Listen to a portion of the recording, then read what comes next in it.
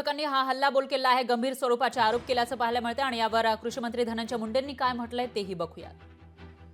महाराष्ट्रामध्ये 3 वर्षापूर्वीच या ठिकाणी कर्जमाफी झाली। त्याच्या अगोदर 2017ला एकदा झाली। म्हणजे मधल्या 17 पासून ते 24 पर्यंत 2 कर्जमाफ्या या ठिकाणी या महाराष्ट्रात झालेल्या आहेत।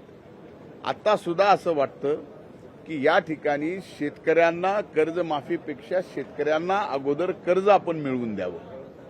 आता कर्ज मिळवून देण्याची गरज आहे। शेतकऱ्याला कर्ज मिळत नाही ही शेतकऱ्यांची ओरड आहे। तिथं कुठेतरी शासनाने आम्ही पूर्णपणाने प्रयत्न करून कर्ज मिळवून देण्याची जबाबदारी आहे। कर्जमाफी देण्याच्या बाबतीत मी कृषी विभागाचा मंत्री म्हणून नक्कीच सकारात्मक आहे, पण एकूण सरकारची सगळी परिस्थिती सुद्धा आणि योग्य वेळ सुद्धा या ठिकाणी ती पाहिली पाहिजे।